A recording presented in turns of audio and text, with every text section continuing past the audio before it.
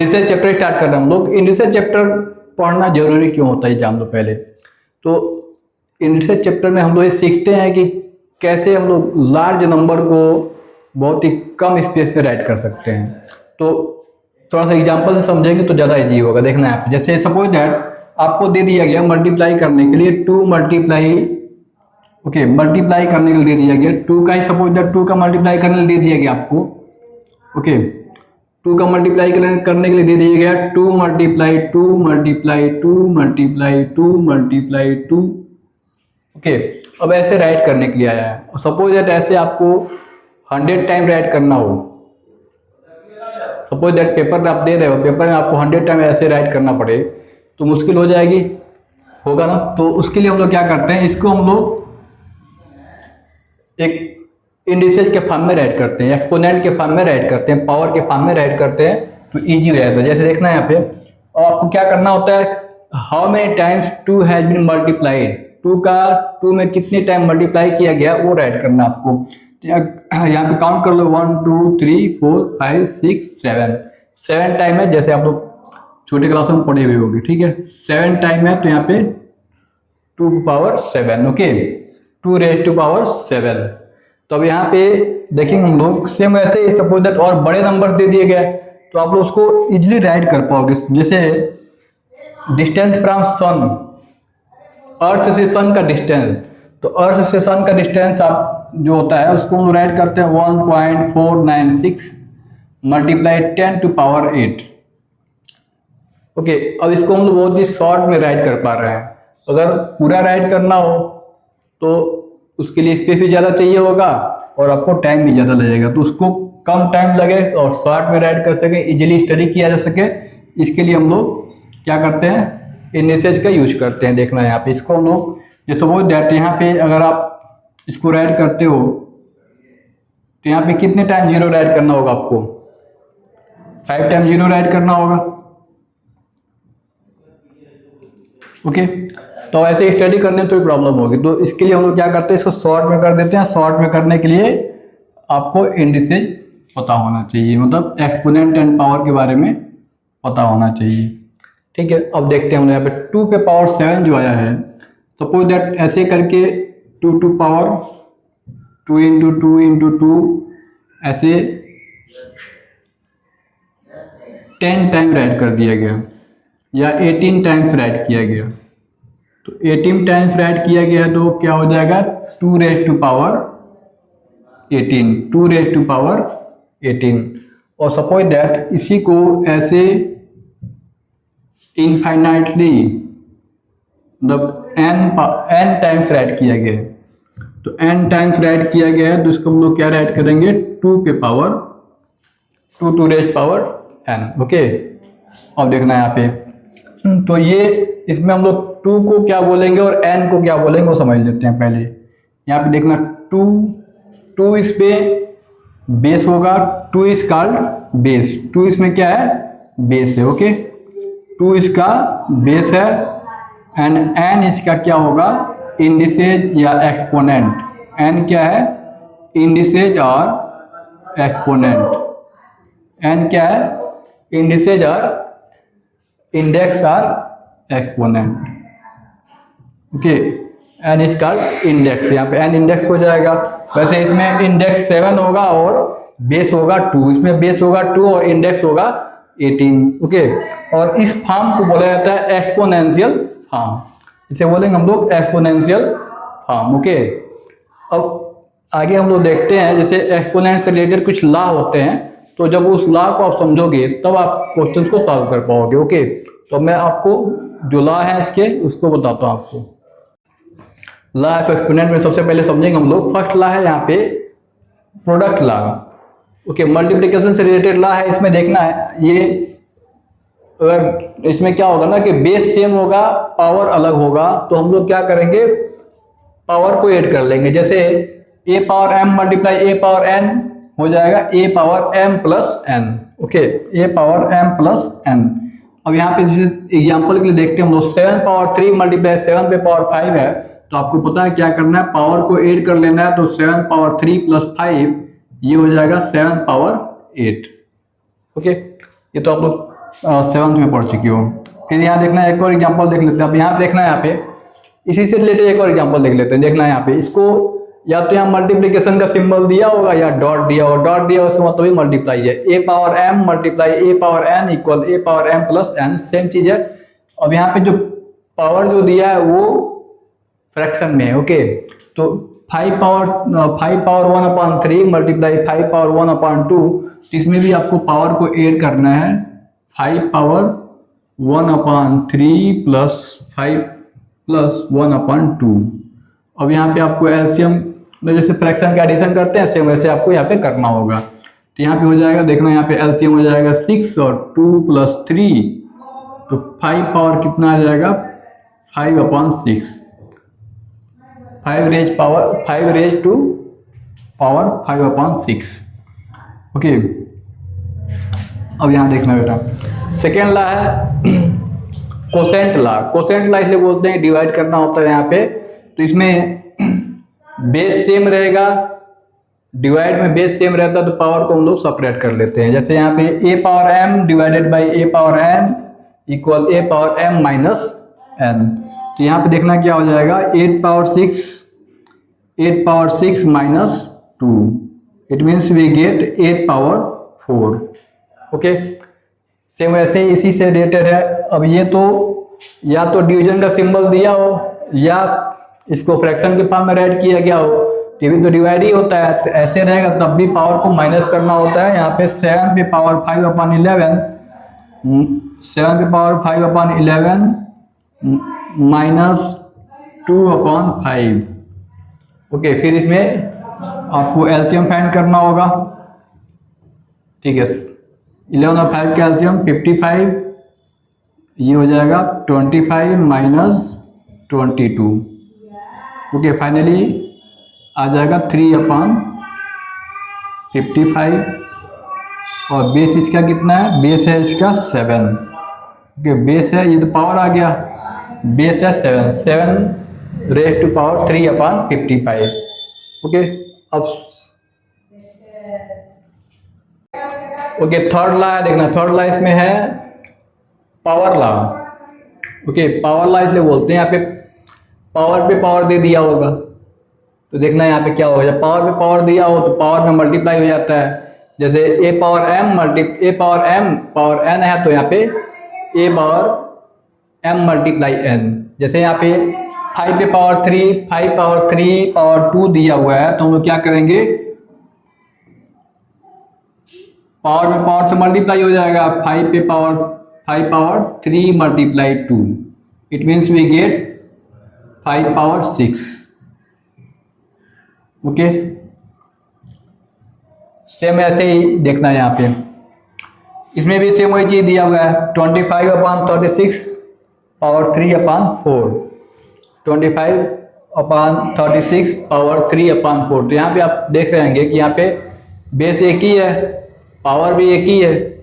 Okay, तो फिर मैं इसको पावर लॉ में क्यों रखा हूँ, तो देखना है क्या करना होता है। ऐसे ही क्वेश्चंस आपके बुक से आते हैं, आपके बुक में ऐसे ही क्वेश्चंस आएंगे, ऐसे ही क्वेश्चन सॉल्व करने होते हैं। तो देखो इसमें करना है क्या होता है, यहाँ देखना 25/36। अब आपको देखना है 25 किसका स्क्वायर होता है। ओके, 25 होता है 5 का स्क्वायर और 36 होता है 6 का स्क्वायर। तो ये हो गया। अब देखना यहाँ पे आ गया पावर पे पावर, फिर देखना क्या करना है आपको यहाँ पे। अब ये 5/6 पावर 2, 5/6 पावर 2, ये हो जाएगा पावर 3/4। फिर अब देखना है पावर से पावर मल्टीप्लाई करना होगा तो मल्टीप्लाई कर लेते हैं। 5/6 पावर 2 मल्टीप्लाई 3/4, 2 मल्टीप्लाई 3/4। इसमें देखना है डिवाइड हो जाएगा 2 से 4, 2 टाइम में डिवाइड हो जाएगा, होगा ना। तो फाइनली क्या आ गया 5/6 पावर 3/2 हो जाएगा। सेम ऐसे क्वेश्चन आपके बुक्स में आते हैं। ओके, इसको नोट डाउन कर लो, इसको इरेज करता हूँ, इरेज कर देना। ओके,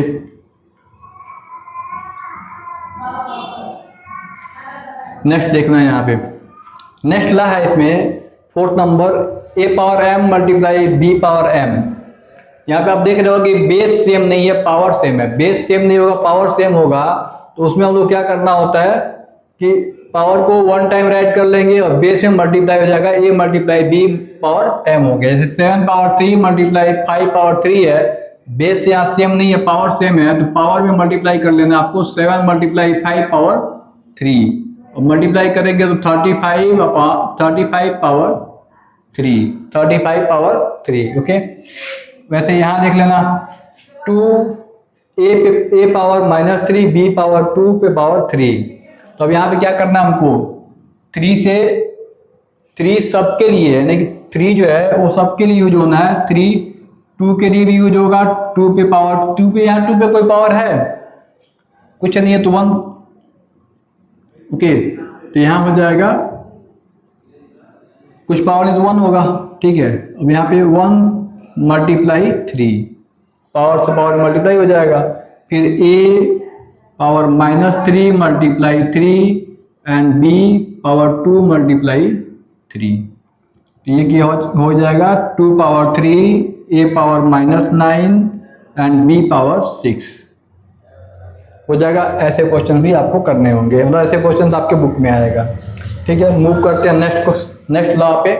नेक्स्ट लॉ आपका देखना है यहाँ पे, अब यहाँ देखना a/b power m, a/b power m। इसमें देखना है यहाँ पे क्या है कि सिंगल पावर दिया हुआ है, तो उसको हम लोग सेपरेटली यूज कर सकते हैं। ओके, जैसे इसको हम लोग राइट कर सकते हैं a power m upon a power n। ये तो बहुत इजी था। 7 पावर 7 अपान 3 पावर 2 है, इसको हम लोग सेपरेट राइट कर सकते हैं 7 पावर 2 अपान 3 पावर 2। 7 पे पावर 2 मतलब 49, 3 पावर 2 मीन 9। तो ऐसे यूज कर सकते हैं हम लोग। फिर से a पावर -m, यहाँ से आपके बुक का क्वेश्चन शुरू होता है। a power -m, power minus में दिया हो तो उसका रेसिप्रोकल हो जाएगा। ओके, रेसिप्रोकल हो जाएगा तो पॉजिटिव हो जाएगा। जैसे a पावर -m तो बेस रेसिप्रोकल हो जाएगा, 1 अपान a पावर m पॉजिटिव होगा। इसको हम लोग ऐसे भी राइट कर सकते हैं 1 अपान a पावर m। जैसे 5 पावर -2 है तो इसको हम लोग राइट कर सकते हैं 1 अपान 5 पावर 2, या इसको हम लोग ऐसे राइट कर सकते हैं 1 अपान 5 power 2। It means 1 upon 25। Okay, same वैसे ही अब यहाँ पे देखना, यहाँ पे ऐसे था, ये a पावर -m था, थोड़ा सा यहाँ पे उल्टा हो गया। 1 अपान a पावर -m है, तो अब ये जब ऊपर जाएगा, ओके, मतलब न्यूमरेटर बन जाएगा, तो उसका पावर पॉजिटिव हो जाएगा। तो माइनस में रहेगा बेस में, माइनस में रहेगा डिनोमिनेटर में, तो उसको ऊपर ला देते हैं, हो जाता है पॉजिटिव में। जैसे a पावर m हो जाएगा। 1 अपान 5 पावर -2 है, तो इसको हम राइट कर सकते हैं 5 पावर 2। It means 25।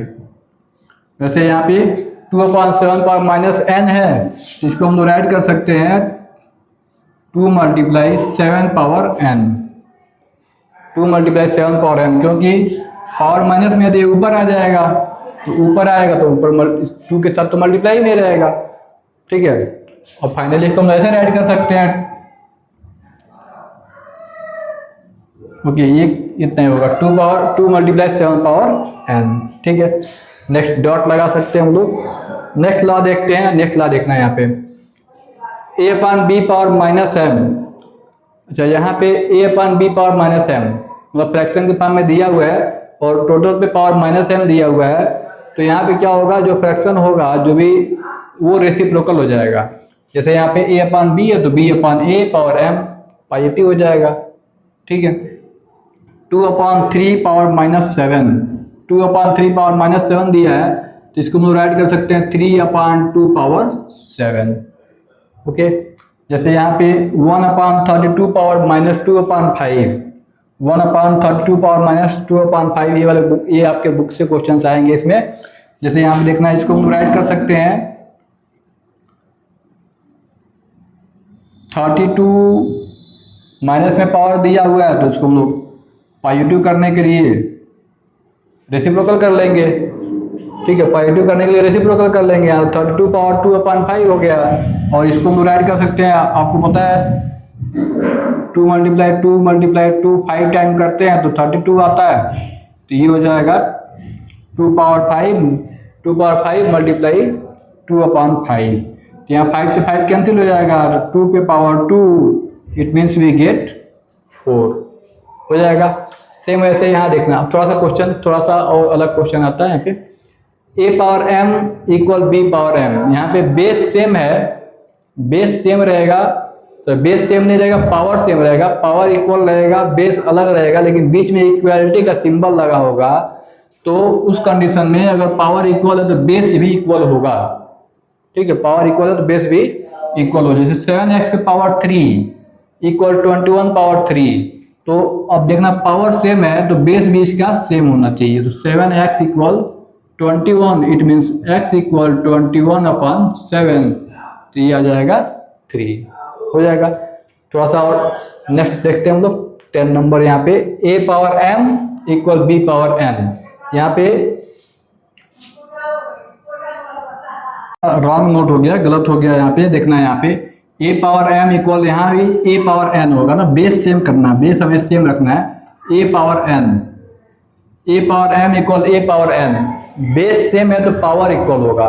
तो a power m equal a power n है तो m इक्वल n होगा। जैसे 3 पावर x प्लस 1, इस साइड में 3 पावर 5, तो बेस सेम है तो पावर इक्वल होता है। सो हम कह सकते हैं x plus 1 equal 5, it means x equal 5 minus 1 equal 4। x की वैल्यू आ जाएगा यहाँ से 4। ओके, अब नेक्स्ट देखना, लास्ट पे आ गए हम लोग। देखना है a पावर 0, किसी भी नंबर पे पावर 0 रहेगा, ओके, तो उसकी वैल्यू 1 हो जाएगा। पावर 0 होगा तो वैल्यू 1 होगा। क्लियर? ठीक है। अब देखना है यहाँ पे रूट में नंबर आ गया, तो अंडर रूट ए स्क्वायर रूट बोलते हैं हम लोग। तो यहाँ पे क्या हो जाएगा, a पावर 1/2। ठीक है, स्क्वायर रूट है तो पावर 1/2 आया है। 36 पावर 1/2 है तो इसको हम लोग राइट कर सकते हैं स्क्वायर रूट ऑफ 36 और इसकी वैल्यू कितना आ जाएगा 6। क्लियर?